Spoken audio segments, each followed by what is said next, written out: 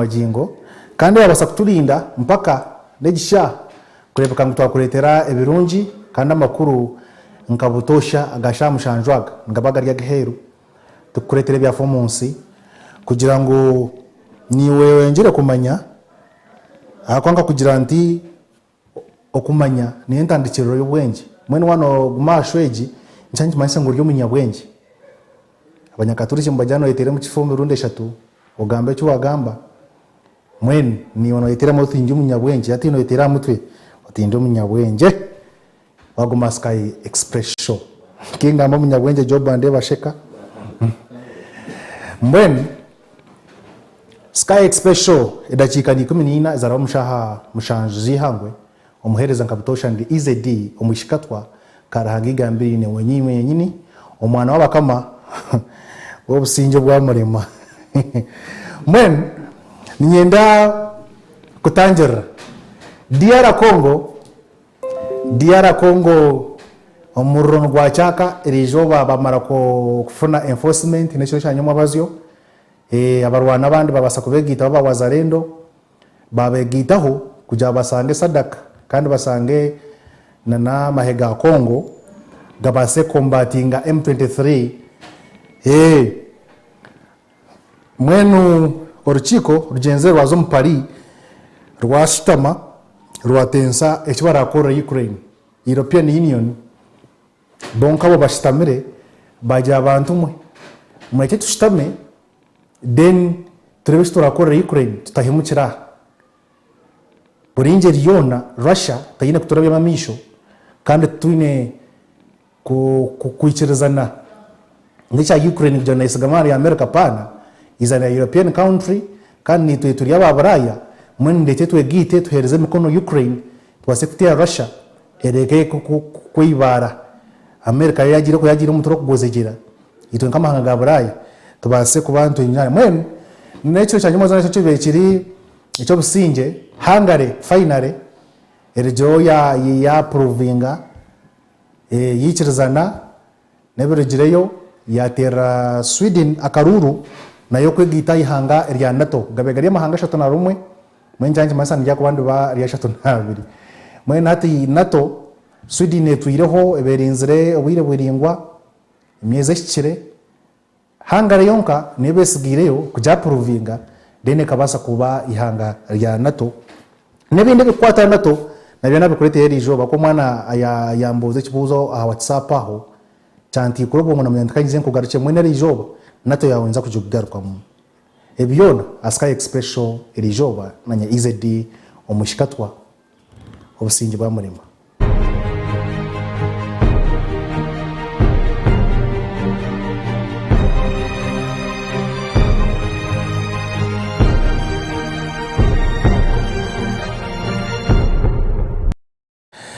Ehengo gambira hati Felix Tshisekedi ayuna tera kudikude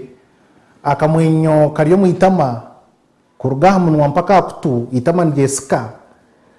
kugira ngo nacyongera kufuna support nyuma azo kugambira ko arya akacyuzinga kwarigireyo akacyuzinga European Union banyuma yo kuhandika ninga signing cyandiko na Rwanda cyo kwata minuzo byo byo muitaka akagwaka akajumirire kintu echo akajango Rwanda imwe mwako exportinga bikuingana ki ebimutine byoma byamani abwenchi ni muguma no mwenda guma no mutuntuzani ngasine mnyangaraza DR Congo mukajinyunyuta mutine kimko gihereza on top of that mukwasa ku destabilizinga security ngishe byo kwerinda etine businji mwene rizoba amahega ga wazarendo Adama hega wazarendo abenji kumukura wazarendo mujanine ya Uganda no wazarendo nekigambo cyo Swahili nacho kiryo mpururo wazarendo bingi konko yabaryomwe no joti ni muzalendo ikigambo cyo Swahili mwe njanchi manyisa wazalendo muzalendo njanchi manyisa patriot patriot muri nyankore ni kigambo aino moyo gwanga like patriot konkatar native mwene wazarendo nubakurembeza obumwe omukwicereza no muri yecho not kugira ngo iyo no buri omunansi wazalendo, you're a patriot but not a native. Wanchenga. So which means no kurembeza patriotism other than the citizenship. Echimasa no wakurugaha okaza Congo which rezana system ya ideology ejo. If you're ideologically oriented, aho no baba muzalendo mwayegita nambama ba wazalendo mwenti chikwetagisa kugira ngo obori owihangeryo mwenu wazalendo au muzalendo ye hana border tokosa kubona border muzalendo yo muzalendo wazalendo yo wazalendo mwena basirikare aba wazalendo ekichwekechi cho wazalendo bingi abakwegitira mu kibine cy'abarwani abingi n'abanyarwanda konkana babesinga mu Kongo mwen bo nkabo batura hono barwana konkana bono barwana n'obugabe bwabo mu Rwanda oku bagira bati mwen kubarebere Kongo M23 bagjango Kagame wabo bakwatekamo amani mwen bajjango mwen ndotobe abanyarwanda kasita sa one cause sa amahega Rwanda gaba ngo kutahirira Kongo, which means an enemy of your friend is also your enemy. And if an enemy of your enemy is also your friend. Kakubuza an enemy of your enemy can become your friend to combat your enemy. Aho mathematics tukatu ja subset. Fama utakabuchenga kwa mathematics akiya mwenda. Mwen tukatu in subset kujango party A na party B. Then in a subset mwena watu know things in common. Yabere Rwanda kunu ninga kunu yabere M23 ninga kunu set B hariyo Congo, set A hariyo wazalendo. So the common interest now, the common is M23 mahega Rwanda. Hata unubaba ba enemy. Kan nawe wabo ine mnywano wao. Hakogoka yo mwaka ba enemy wa mnywano wao. Ni unateko kuba enemy wao. Wancheng. An enemy of your enemy becomes your friend. But an enemy to your friend is also your enemy. Akantunaka ntukache no kashobore cherwa. Mwene wazalendo bizire badiployingwa abantu okurenga nka 10 bingi bako bari mu 10 abasirikare aba bajya mu bashanga mu kago gwa Sadaka. Then na namahega Kongo gabase ku Rwanda. M20 aba wazalendo aba bo bajya mu benda combatinga M23. Ako ba ibari bari akasozi ibo kwasa kureba je Rwanda na niba kubasa kureba je Goma. Mwene bajya ngo twa turi hina Goma ekibuga cyecha ekikuru cya North Kivu M23 cyene Rwanda kugira ngo egende tware nitwende tera bahecha ba M23 turabikirize kunusya nyindo omugoma ndo kubatera hati ni mu government mbaterera kuri abasadaka nabo baterere hamwe nito twachamre kunu mwene ture M23 okuye basakuturema agango makuru bayono barjoyisinga babaza no bweshongoro obukujumira obukurengeza ka Paul Kagame aho kujya ngo tokukiza na government ya Rwanda yo Kigali erigireyo yagira ngo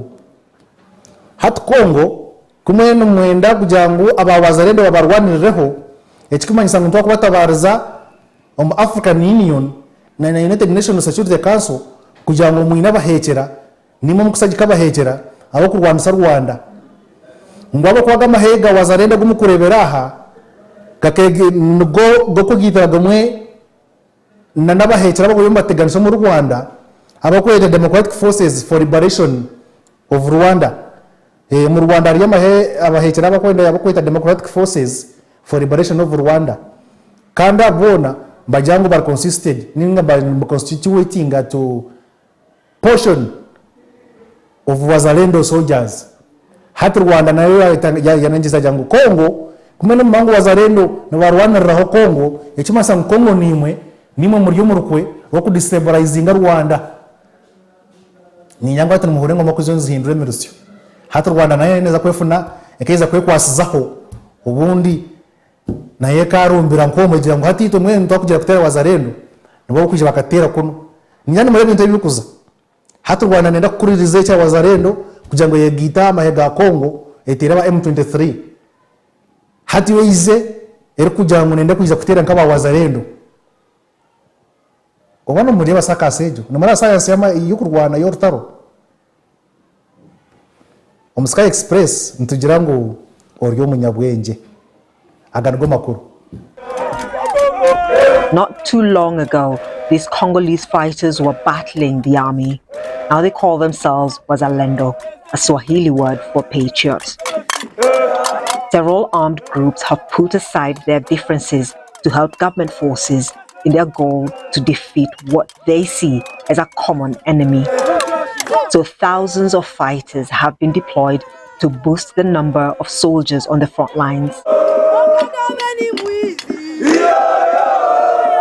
Here they sing songs critical of Rwanda's President Paul Kagame, who they accuse of arming M23 rebels. Karen says she's not afraid to die. I'm a soldier. I've seen my relatives suffering. They are in camps for the displaced. My home is Kumbuba. We had to leave for our farms. That's why I decided to come here. But some commanders have been accused of committing human rights abuses and are facing sanctions. Kigali also says the Wazalendo is working alongside a group called the Democratic Forces for the Liberation of Rwanda, or FDLR, that is said to have been involved in the genocide in Rwanda in 1994. FDLR are not Wazalendo. They are based in DRC, but they are Rwandan. We host them because they cannot go back to Rwanda. They should be Rwanda's problem, not ours. The Wazalendo's base is on hills that overlook Goma and Rwanda. They have new weapons and renewed vigor. I asked them what will happen when the conflict ends. When this is over, we hope that the government will create a special defence unit which can be called in times of security trouble. We can deploy anywhere within the country. But for now, they say their focus is pushing back M23 beyond Congolese borders or die trying. Express show nyenda kutangira iwe mwana wanje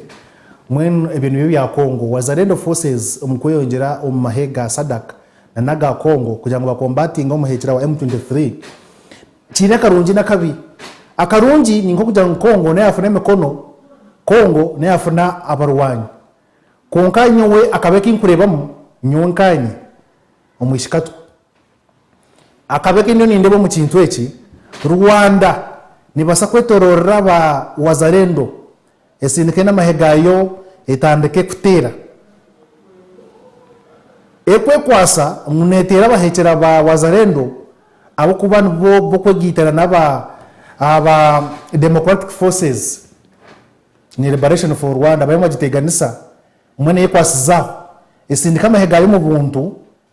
ngo ize kutera Wazalendo kwiye kumbe ize kujoyininja chimwe M23 in full combatant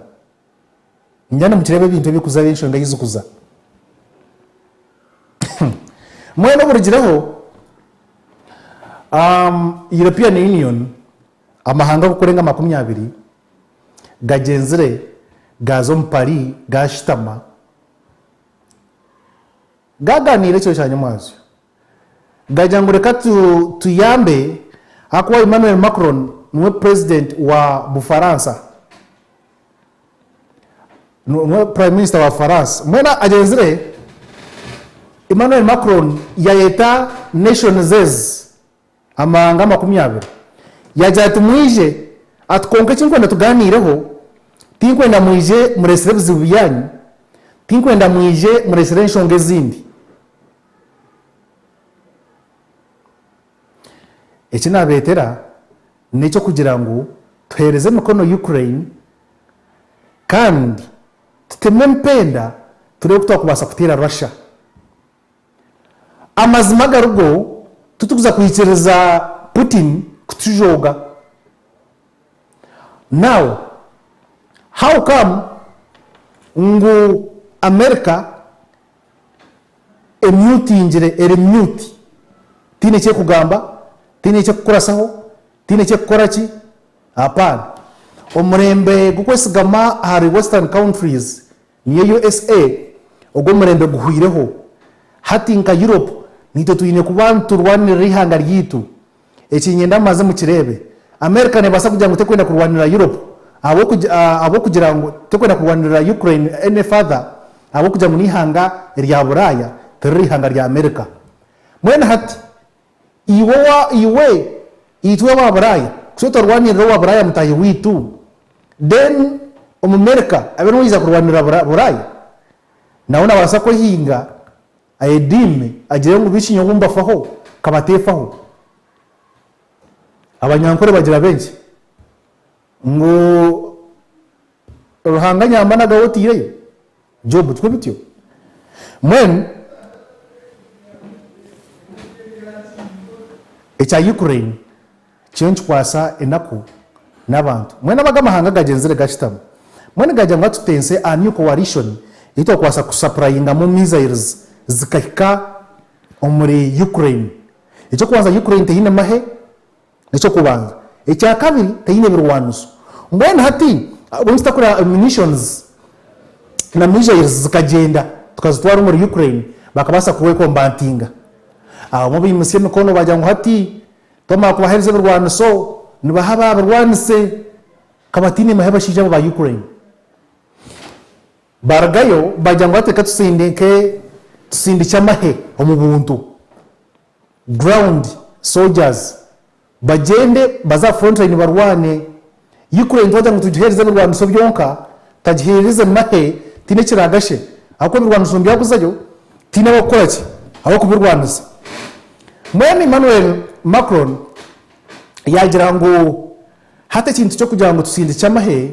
itonga European Union tinkayenze ngo tusiteka ho munonga esira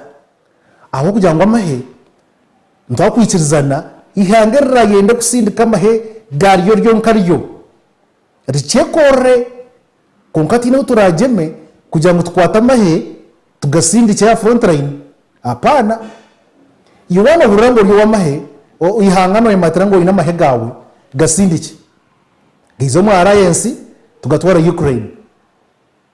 nkanda kindi nyona ni intensa for the meantime quickest way possible Russia itaka advance injire kugira ngo emeriba ngo zo mbindi tubatsindike bya medium and long range weapons ebinde bikwasa kutera hare na hareho everyone said tubihereza Ukraine kugira ngo n'abasirikare bake tubarumba ha front line ibaze ko se weapons etere yamara kubuja ngo yabatera bakora kubyatera deep inside Russia yamara kufutera mu territory zezo Russia niko neka feeling Russia yana strategizing kugira ngo erumbe no full combatant ntotwa kwa sebe Rwanda sebindi na nenyo nyezindi twazire Ukraine twaze sent Netherlands etinyonganye ngai Netherlands budachi Ukraine mission eje tukora na beza milioni 10 za euros milioni 10 za euros ziri nka dollars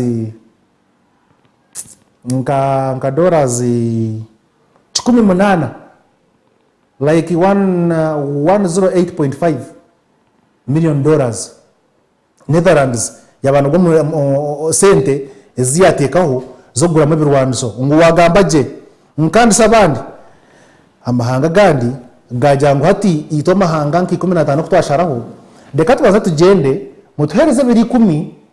kwateba defense ministers bitu bagiraho meeting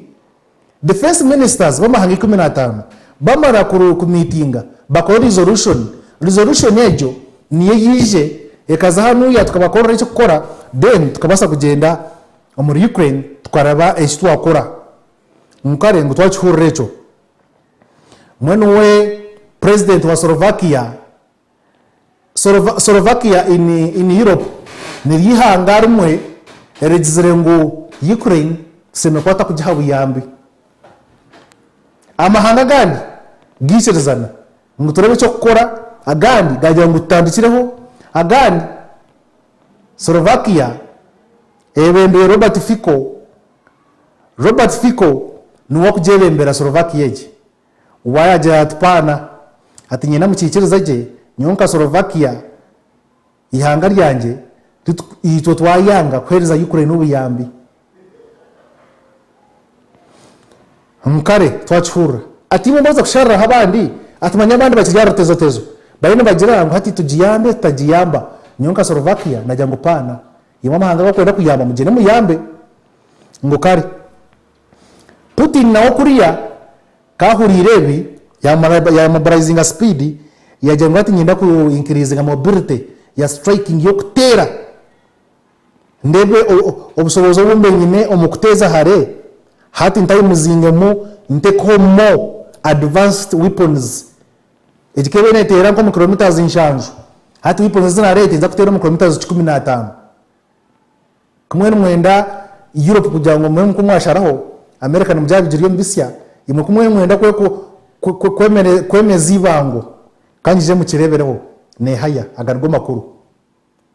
Crucial to the security and stability in Europe, while adding that the leaders gathered to send Russian President Vladimir Putin a message of European determination on Ukraine. He said that Moscow is showing more aggressive nature not just in Ukraine but in general as well, while highlighting that he cannot rule out sending troops on the ground in Ukraine. Everything was discussed in a free and direct manner tonight. There was no consensus today to send troops onto the ground in a manner that's official, assumed and endorsed. But on the dynamic, nothing should be excluded. We will do everything so that Russia cannot win this war. We should not exclude that there might be a need for security that then justifies some elements for deployment. But I've told you very clearly what France maintains as its position, which is a strategic ambiguity that I stand by. Nothing should be excluded to pursue our goals. The leaders in Paris discussed the formation of a new coalition to supply Ukraine with missiles and bombs of medium and long range. Dutch PM said that Netherlands will contribute $108 million to a Czech initiative to buy ammunition for Ukraine from countries across the world. Well, according to the Czech Prime Minister, some 15 countries have shown their interest in the initiative. In Paris, countries have been asked to come up with plans in the next 10 days to supply more munitions to Ukraine. While earlier, Ukrainian President Volodymyr Zelensky said that Kiev has received less than 1/3 of the 1 million artillery shells that the European Union had promised to supply. The pledge was made by the EU last year. However, in January, it acknowledged that it will be able to supply only half of the initial 1 million shells. Now, in Paris, Macron said a leap is required from the West in its approach, while adding that the leaders should now consider the transformation of the threat from a military and strategic point of view. Meanwhile, writing on his personal blog, EU's foreign policy chief, Josep Borrell, says that Europe is in danger with 2 wars on its doorstep.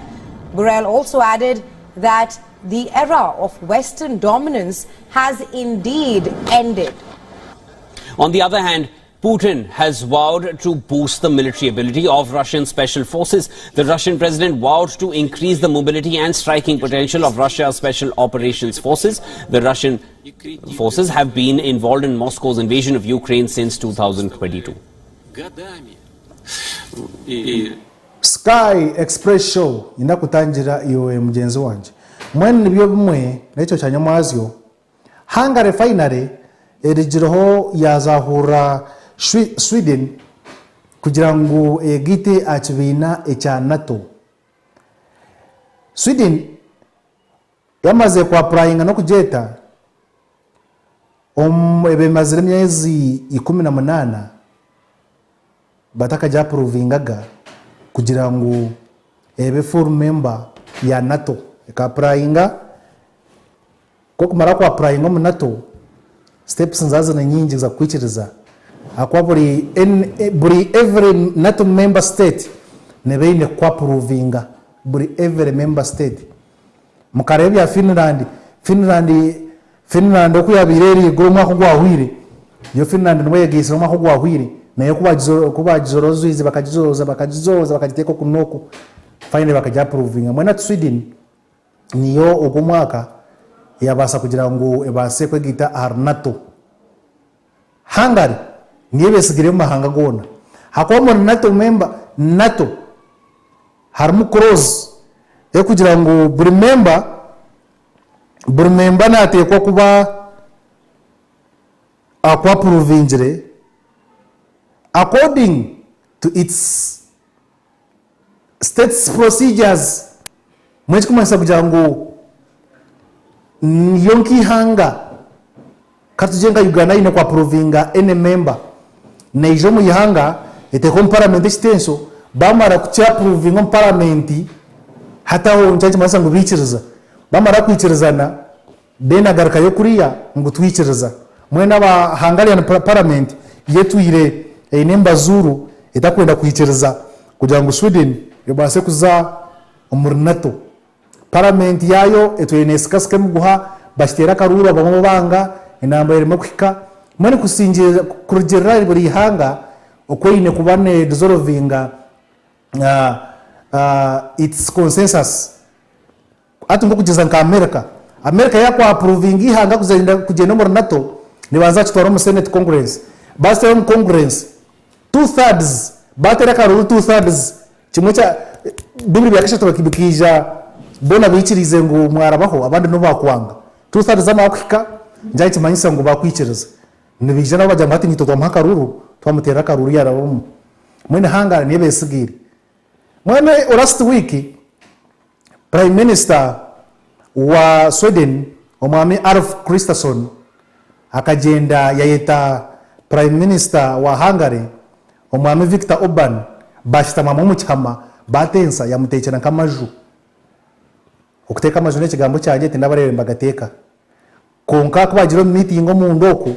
yaba birubonka ba prime ministers na prime minister bichirizana kugira ngo hat Sweden ebaguze enyonyina for fighter jets kubichirizine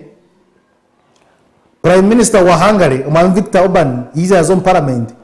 ngo Sweden yichirize tuguze for fighter jets enyonyi zenwanyi ina mwene considering that one habonye takutera karuru Sweden tukajihereza karuru naye kagitar NATO akwa Hungary omahanga gona makumesha tukakagichirize Hungary yebesigire yo kwichiriza Sweden bakabasa kweyongera yo kugenda yama uja provinga ncanche manyisa ngo yaza kuza stipendijo yo contributing the 2% of the GDP ebone kuba full recognized member. Mbem Sweden etire kudi yasima mwebare bantu mwebare agargo makuru. A military neutrality that lasted through 2 world wars and the Cold War coming to an end as Hungarian lawmakers voted 188-6 to approve Sweden's accession to the NATO alliance on Monday. Swedish Prime Minister Ulf Kristersson hailing the development. It has been a good day for Sweden and Swedish security. It is, of course, a historic day we're witnessing. The Hungarian Parliament's decision is the last big step before Sweden can become a full member of NATO. Sweden, which has not been to war since 1814, has been waiting some 18 months to join NATO, the alliance seeking to expand in the face of Russia's invasion of Ukraine. But admitting a new member requires unanimous approval. Turkey had thrown a wrench in the gears, demanding action against Kurdish separatists living as exiles in Sweden, along with new Western arms deals. Hungary's opposition was more vague, rooted in part in Sweden's criticism of Orban's style of illiberal democracy, which many in Europe see as creeping authoritarianism. But a visit from Kristersson last week, along with the promise of 4 new Swedish Gripen fighter jets to the Hungarian Air Force, helped smooth things over, leading Orban himself to call for Sweden's inclusion ahead of the vote. The Swedish-Hungarian military-industrial cooperation and Sweden's accession to NATO will strengthen Hungary's security. Sweden's accession to NATO follows that of Finland last year. Sky Express Show enda kutangira iwari yawo atakumanya nito we nechibiina mweno mbwijwire makija North Atlantic Treaty Organization echibiina echi abinji na ngomba kunda kujeta the Washington Treaty omwaka gwa 1989 bakabiri ebiro binabyo kwakana bakashitama mu Washington basayininga endagaano egi yo kugira ngu bakabinge the Soviet expansion obwiyo buri bwa USSR United Soviet Union ya Russia weberkari erikutera burakantu kona mwene bajambo begite wonka mahanga bije bakabinge the Soviet Union expansion yako wiro bure kene cheyongera ne hamba matware netera mwene mwaka gwa 1989 bajangu bashita mu Washington baitana mahanga gandi kwenda kujoininga budgeta North Atlantic amahanga garimo North Atlantic ya Treaty Organization ya yegita hamwe amahanga obwirobo amahanga go bayisirega correspondinga kana gichirizine kujangu batandike echibinechi kakagari amahanga 12 obwirobo amahanga 12 gaga ekere Portugal akarmu UK ejeje Bungereza then akarmu USC ejeje America harmu Norway Belgium Canada Denmark harmu France harmu Iceland harmu Italy harmu Luxembourg na Netherlands agamahanga ngo gatandikire NATO amahanga 12 then over the years bakija series etanka 9 serio yokujoja ngo bongeremo omwaka gwa 2052 controller soko mpeko gundi eyo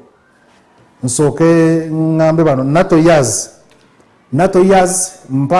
eyo nsoke njinyonyole wano jimpe ku screen wano nsoke njibanyonyole mbalabe so emirundi mwenda eizire nerabaho good emirundi mwenda eizire nerabaho job mara screen eyo tulabe hati ninyenda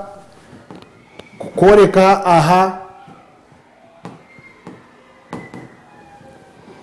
so ninjano mureba ejeje ni United Kingdom weji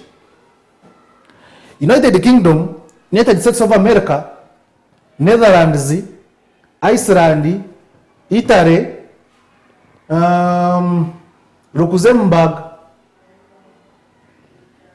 harmu Belgium Denmark Iceland na Hungary ne yanyuma ne ruvanyuma mwena ga 1949 agindi yoni nkoreka gamahanga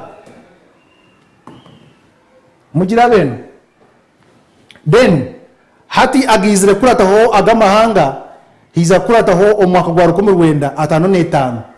kongeraho 1955 agamahanga tukatuine mu amahanga mache munonga akari Germany akari Greece Germany Greece ngawe gariyo then tuije omwaka gwa 1992 mwene series agamahanga kakaga applyinga bagavetinga then bija babona kumaraho binge kubasa kujangu bavetinge bichiriza nagamahanga kubasa gegitaho eshani nyana nazo zigenda anana mushanju mbona hati agamahanga kujange guitar natonge guitar nakombaga vetinga ngeyongeraho mpaka umwako guhwire hizire habaho Finland na yatahamu mwene mwaka 2024 hati Sweden na yebajivetinga kujangwe base kweyongeraha yebase kusitamamu ekibuga kikuru kya NATO nkisitama omu Brussels n'ekibuga kikuru capital city ya Belgium mwene hari NATO headquarters abinji NATO headquarters kwa kufura NATO bajangu ziri kuri kwa mu NATO abinji bona bajangu ziri muri America pan headquarters ziri yaha mu Belgium mu Burayi mwene abantu bingi bambuza nikyetagisa ki ihangereza kuza kuzenda omu NATO kugira ngo bari approving nditeka koraba miteko mushanju ngashi ombrain mushanju cyo kubanza nahabaho o hana ebutekateko bya NATO members on Brussels harga ihanga renominatinga ihanga ryenzi ryaryo rigira ngo hati nkito ngahangare ninga nkito nka for example nga UK tukabe ntugira ngo tugitemu na Sweden ngwa bwenci ngeri interested hataho step ya kabiri ihangeri riba basa kunanka ku proposinga baba bunere shanka ryaba invited ihanga terba invited then the syndicate of intent ehandika ihanganyo wenka nka Sweden ni nchiriza kandi ni nshaba munchirize kuzo muri NATO awenshonga neji ajisini cha general secretary wa NATO hati general secretary wenka awona kuwa wajiriramu ajireba then kakweza ayeta kachiko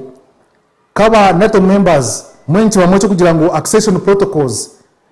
bari protocols bazuswizima basigninga then bamara kweza wonka chiko hati beta every NATO member kuza kurectifyinga protocols is every NATO member state rectifyinga ejenshonga yakachika kuswizima then bajangu yes then hati general secretary ahandike chandiko inviting mbutongore ejeje member state kuija yamara kuija then bashitama bajangu mwene buri hanga ryo kurebera aha kargende rizo waryo ribanza rivetinge mwene buri hanga nirigarkayo rigeno parliament yaryo kuja ngo rya approving hangeri hako wija wayemera wagamba rwatu wazinshonga zawo mwencho nenda kugenda mu NATO hati buri hanga rigarkayo riza kwebuza parliament yaryo ngo hanga nenda kujoininga NATO konkima banyishengero umwana mugamba ngwenji ito nkihanga tuyikirize hangare egende ezo NATO bamara kwikiriza nabona kurugira national procedures kwemba jango muhendo gwa kuza kupasinga bireji umuhendo ngo guyine kuba gwikirize mwechi kumanisa ngo amara kugwisya negarkayo bajango ito tuyikiriza byamara ebyo mwena onoringa watahamu bamara kwikiriza ngachaje kucyubiraho stage ya mukaga Sweden yebesigireyo parliament kemaze hangara yebesigireyo kemaze kwikiriza yagenda yagambira aba NATO ngo nikiriza tuyikirize ngo Sweden yagitar NATO hat Sweden echikwataho every member wa NATO ihanga you contribute 2% of your GDP gross domestic product when GDP ya ukena ingana nka 30 ninga 13 o inakweza 2% kwa kuingana asentezo nozikwata ozidepositing omu deposits omu Washington zigenda account ya NATO iyo nkihanga babona kutera mu stamp ngwatu wikirizibwa kuba full member wa NATO nyane mu ndebo amasomo gitu gigwire yoteresimu nyenza kwata yenke mwingi ibiri hine ambuza ekibuzo mimi ndo kwata amasomo ganyu hine ambuza ngo mwenu Africa ekabasa ihanga ya Africa kabasa kugenda mu NATO naryo barigeta zo mu NATO munsasa okusheka konka pana buzima pana nogundi murundi pana minus NATO keri amendinga article 10 yayo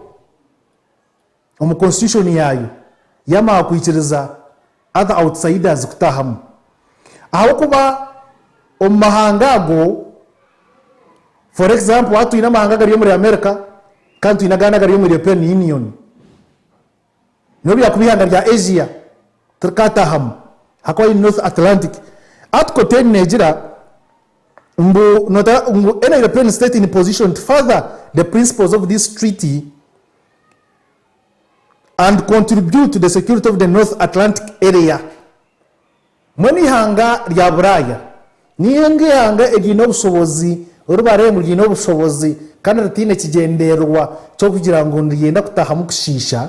konki hanga eryo lya Buraya ningashi eryo muri Atlantic area.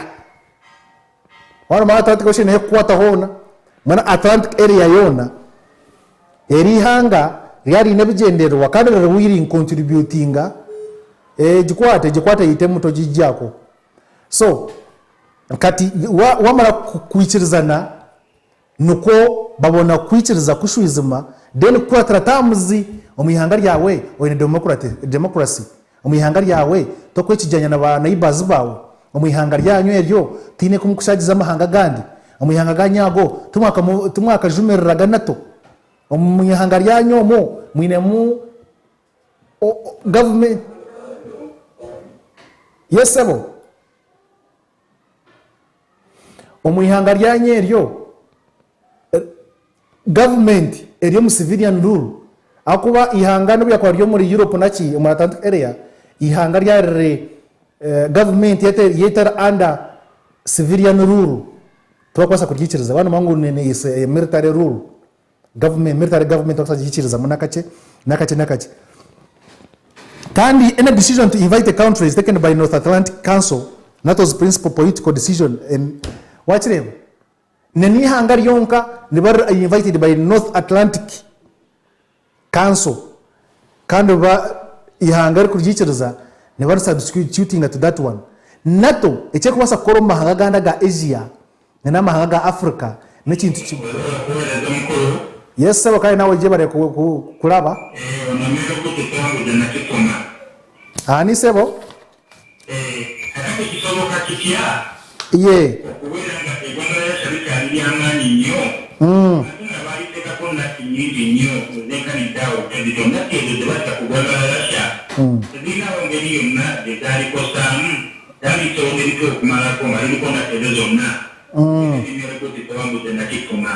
okay owena chifuma abuziza ku charasha nenatizayo semo wideri nyalye okay kanko garuke mu niwe tugeno misho nabuza ngu nikibasikachita kugira ngo Russia sanctions nenati ezibagitireho bwanyuma yo kutandika orutaro rwa Ukraine rukarwana nikibasikachita kugira ngo Russia ekinamana gona akakodeno kamwe konka bwanyuma ya Russia kubera sanctioned omuri Buraya akwa Russia chamana munonga cyabene supplying n'amashita kandi Russia icyabene supplying mun ekene supplying gas omu Europe obuyiro bwingi omu exports nzizabanzi sent ekindi Russia ekabene exporting arms ekene guza byo kurwanisa amahanga aga Europe aga Africa na gandi hat sanctions ezibagitireho icyo kubaza bajinyaza emishoboro yayo ibyo bushobozi babiraza bajya mutaro ihanga ryona eragaka kushobora na Russia under United Nations yatekaye inatizayo ngukare twachhora agamanga aga Europe for example European Union yona kegita yaja ngo hatari ihanga ya European Union eragaruche kuguha gas omuri Russia yabereye bankare tire ragarke ku oyeka oba murekere dara babata yise murekere dara nyolono ngelesa wanji sebo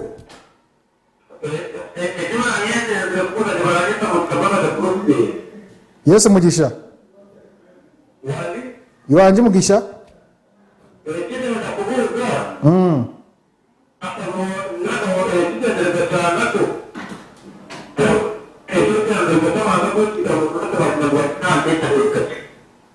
tinachura ekigendererwa kya NATO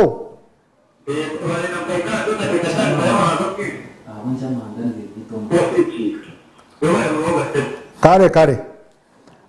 ninyande kibuzo kyawe nakitematema wabuuza wabwenki abwenki amahanga tompa simu ndara mukuru controller esawa ziweddeyo abwenki amahanga NATO ngegito mu NATO mwene kya Russia bwanyuma yo kuba sanctioned bakagitekaho izo NATO zona Russia economy yabanza ya backinga mu kace yarondabo kuguza babura hat now Russia yizire kuba powerful omu economy yayo yija yashanga amahanga gandi agabegine nati for example Iran nati yayo bakaga kujiliftinga sanctions zo kudiringa arms race nachi bakaga kujiliftinga last year in October ati bakashanga Iran yagenda ine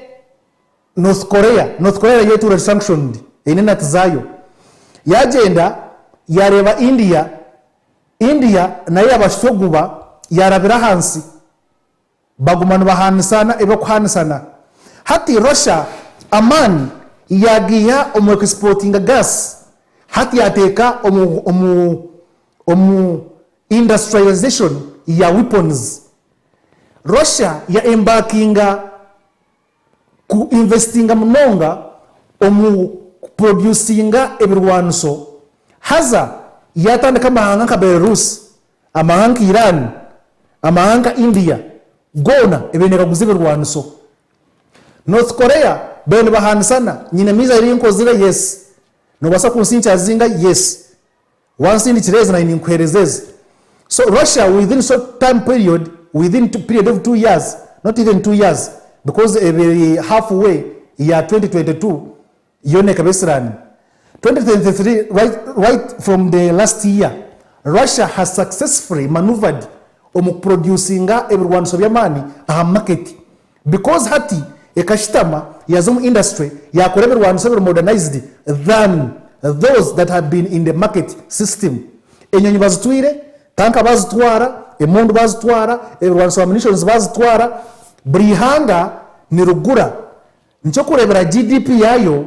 increasing more than every country in the G7 in the last 2023 rates. Russia niebe in economy developed more than any other country on G7. That's how Russia has managed to become so powerful economically and in the battlefield. Kuba in everyone so ebyomurembe counteringa na naba batabyine omukuru we nakifuma ndoza nkuzemu then eriyo nabuziza mugisha wabuza abwencha mahanga gona ngetanana kugenda omuri NATO eki kibina wama kustaham nono manyangu your future is secured na mwanisha banduza kuteganisa na Ukraine omukubanza kwa byona ningo kujangu Ukraine was not part of the NATO. Ukraine applied to be member of NATO after the attack of Russia ortoro wajira agatina agati Ukraine yabona kutaga kujango eze gukora ki kushaba membership mu NATO kandi NATO netora in process kujango ikiriza ihanga kufakuzamu tentatively Ukraine bajiza kuba tentatively member but not a full member because of the aid they wanted to give to Ukraine to combat Russia. But had Ukraine been part of the NATO, ekaberi nekza kuba substantive NATO kenda kumchamu kono gumwe etera Russia, it wouldn't have advanced to this level Russia that is on. So buli hangari yona erikwenda kuzomu NATO eine chigendero wacho kujango combating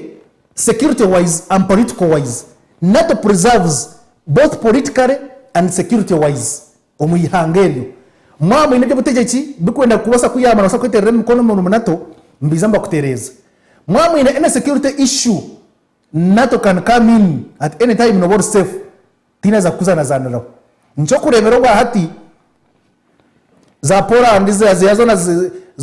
Russia kene zako harana ngwabo nchi muri mu NATO kwenda kugamza Lithuania kongaza the farm nizima yangu twakazi kwataho Russia nchoko ya naine je nampora tekasa kutambara netambara iche kureba ngo necho basa because combating Ukraine Russia ikabaza yakibara is not in NATO ibaza kwesotingira kugira ngo bakuje mokono by now America yonkani yejuruho NATO as NATO teraji backing up era bakabanza banyurana muguha cyane ta Russia kwa advancing mweno kugenda umur NATO nkwa kuriyo okweshirudinga there no itanja mweno no ihereza ingabo kugira ngo niwe bari umukagogo ishaza hwayo ikikwata ni lifestyle ruka show aha Sky TV ize boy king yamaze kushitamaha nyowe na kuru yanje twena abasa koraha kuretera shweji kugira ngo ibaho joba kamera mbande Steve no mu control ntugira ngo osibe kurungi indi Easydee Omwishikatwa karange gambiri ne wenyini omwana abakama obusinge bwa murimo